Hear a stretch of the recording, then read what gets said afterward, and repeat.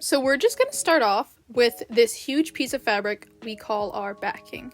Now, this will be measured about 40 by 40 inches because we want to have extra space. The dimensions of the actual blanket should be closer to 36 by 36, but we want a couple extra inches. And we just do this so that we have room for error, because error is okay. Now that we have our backing, we will be cutting out some 12 by 12 squares. These are going to be what we put our fidgets on, and we can use any kind of fabric or a t-shirt. Make sure if you're using like a pillowcase, you don't cut down that line right there because we don't want that kind of material in it. Here I'm just giving an example of how I cut out the fabric squares. And right there I'm using a sewing cutter made specifically for sewing purposes. And then I also have a fabric scissor. So just make sure when you're doing this project you have actual fabric scissors, because if you end up using just normal paper scissors, they'll be much more dull and won't cut the fabric as nicely. So for this project, you'll need a total of 9 12 by 12 squares.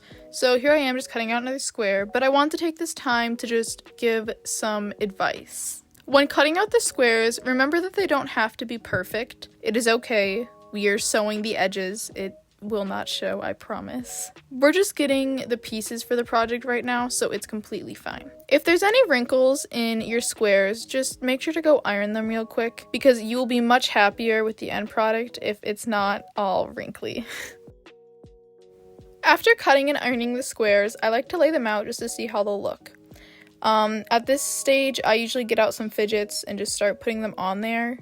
And the fidgets can really be anything, but I'll show you some of the ones I picked for this project. First up, we just have a pocket from a pair of jeans, and I always like to use this because it's just a real simple fidget that they can stick their hand into. Some people just like the feeling of the jeans, and you can always put something inside of it. Here we have bits of corduroy fabric that I cut out, and it's just little squares this time that I decided to go with. The feeling of corduroy is also just another sensory feeling fidget, so it's a quite simple one that's pretty easy to sew on. Another kind I chose are actually scarves. Like I said, you can really use anything for fidgets. You just have to figure out the ways to sew them on, and I've used many different types. For these, I like to use them for bow making, and I don't sew them down tied so that the patients can actually tie them themselves and play around with it, and because of the ribbon, it's actually really sensory feely again. I like to think letters and words are a really fun type of fidget to add on, just so that the patients can move all them around and kind of play with them in different ways. I have another kind of dangly string version of the words, but I didn't show it in this clip. Okay, so hopefully by now you've gotten some ideas and picked out the fidgets that you want. Here I'm kind of just showing all the fidgets and how I laid them out, so I know how I want to sew them down. Next we're going to be pinning them down, but right here I was just showing you what they kind of looked like in my head. Okay, now we're going to get into the pinning process. Now, it's very important to pin the fidgets down before we sew them so that while we're sewing them, they don't move unexpectedly and kind of just get lost. My tips for pinning, it kind of just follow the shape and put the pins where you need them. They're not going to stay down when you sew. Obviously, you take them out as you sew, but it's just a guiding line for where you're going to sew. The only tips I really have to offer are to not pin yourself and to make sure when you're pinning that you pin it the way that you're gonna sew so that all the extra material isn't in the way of the machine. Here I am just showing that we're gonna follow the lines when we sew. And here's all the squares pinned down and completely ready to be sewn. So let's go do that.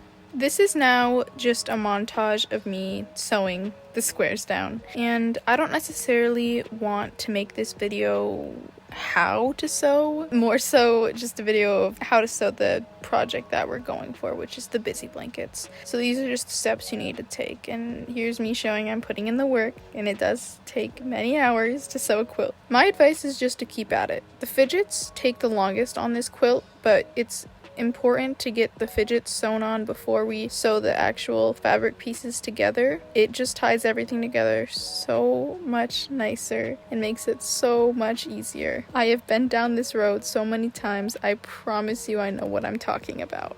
Now that first square fidget is done, and I still need to sew the rest of them, but we just need to cut off the strings because visible strings matter 100%, and I'm going to show you another fidget. I know I'm kind of just showing different fidget examples, but remember, you can do anything you want. Here I'm showing how I'm about to sew a jean pocket, and it's vital that we leave the top space unsewn so that the hand can still go inside of it. I don't necessarily know how well I'm explaining everything, but if you have any questions, please just leave them down in the comments below and I will make sure to answer them.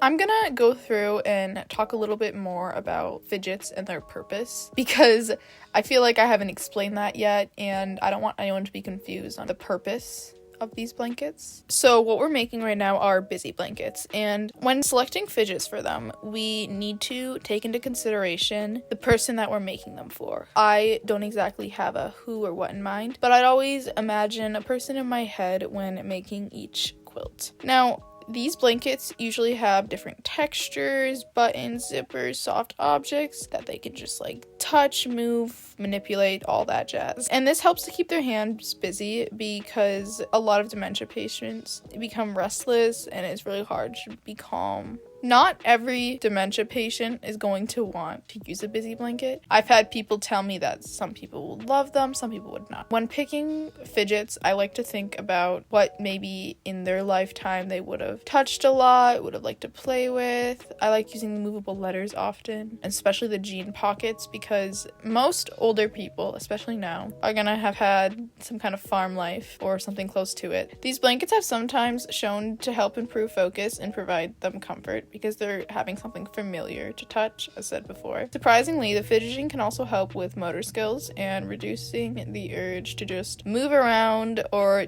repeat the same repetitive processes over and over. If you are ever struggling on what to do for fidgets, just keep in mind the person you're making them for. Really, anything can be a fidget if you can figure out how to sew it on. Now, that section was more so me just talking rather than explaining, and I'm really sorry about that. We're still on the step where we're sewing fidgets, because that truly does take the longest. But I did want to show this one in specific. It's one of my letter ones, and it's one of my favorite ones to sew. But you have to be really precise on how you sew it all, just so that nothing gets messed up. I didn't feel it was necessary to sit through another sewing montage, so here's just the finished product, and now we're gonna get on to the next step. Okay, so this next step is really simple. We just pin the squares together. Kind of like that 9 square lineup I had at the beginning. We just pin the 3 squares together at a time, sewing down the lines and just making sure that they're pinned front to front so that when you unfold it, it'll be on the front. But you will be sewing the back side, if that makes sense. And here's what they should unfold to look like, stuck together just like that. We need to do this a total of 3 times because we have 9 squares, and now actually we get to pin the 3 squares to the 3 squares to the 3 squares. Some advice for the pinning of this, if you've never made a quilt before. First off, you should look online what I mean, because I know I can't explain it the best, but you need to start from the corners and work your way out so that everything is lined up and everything sews together nicely. It seriously ends up helping so much if you just start from the corners in the middle. If you start at an edge, you might run out of material. And that's just another good reason why it's good to pin before you sew so that you know what the material should come out to look like. So here's a first look at the finished front of our quilt. I'm going to lay it out so you have a better view of it, but all the edges have been sewn together, so now we have one great piece of fabric. Next, we're going to need a large surface to get everything situated. This is our backing or binding from the beginning of the video. We just have it taped down so it stays in place. We're going to be adding a filler. We're just using an old blanket. You can also use fiberfill. This is just to make the quilt softer. You don't have to do this whatsoever. It's just a personal preference, and I think that extra bit of softness is always great for the patients. Now we're setting our top piece onto the top. So we've got 3 layers right now, and make sure just all around you've got at least 3 inches to work with. Now we're just going to pin everything down in place. We don't want anything to move because next we are going to be using embroidery thread to tie all the pieces together or bind them. Because this is a quilt, it does have multiple layers, and we need to tie the squares down so that the inside of the blanket doesn't become hollow. Now we're just using the embroidery thread that we looped through the needle so that we can just stick it through all the layers, pull it back up, and then make a little knot of it. I'll let this montage play through so that you can get an idea of what we're doing. I just don't know any other way to explain it. On the blue squares, we were just putting them right in the middle, and then on the ones with the fidgets, we kind of did a cool little design. The main goal is that each square has at least one binding piece to it. This is just important, again, so that the square stays together. But as you can see, we cut the ends off after we tie it so that it just stays together. Here, I'm just cutting off the parts of the blanket that we don't need. They just fall off the edges. This isn't the part that we have to measure out. This is just the excess. Now, here I am actually measuring out and sharpening out where I need to cut the actual binding at our bottom piece so that we're able to fold it over. So I'm measuring out those 3 inches and I'll be cutting along that line. So I cut the clip out, but I did end up cutting that piece. Now we're just folding it over. Depending on how thick you want it is how you're going to end up folding it. I usually fold it over once to line up with the fabric in front and then fold it over again. And again, we're going to start pinning down in the middle so that we can work our ways to the corners. It's easiest to work bit by bit so that you don't get lost on what you're doing or you don't end up grabbing too much fabric or anything like that.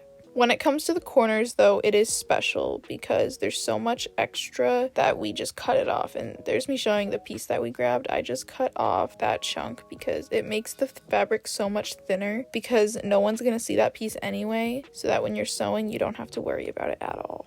Alright, well, we are now at the final stretch. We are just sewing everything together, and it is so simple. We are just following that line, all 4 sides, finishing our square. I'll show you how to sew the corners because we do not want that excess. So we'll just tuck in what we have left, close it up, and then just sew straight down to keep it all in there. We'll have some strings to cut off for sure, but just sewing that piece together helps so that we don't have anything that can just get into that extra hole. Okay, so now we have our finished quilt. Here I am just showing the different fidgets on the quilt, and I hope that this video was helpful and you're able to do this too. Leave any questions in the comments below.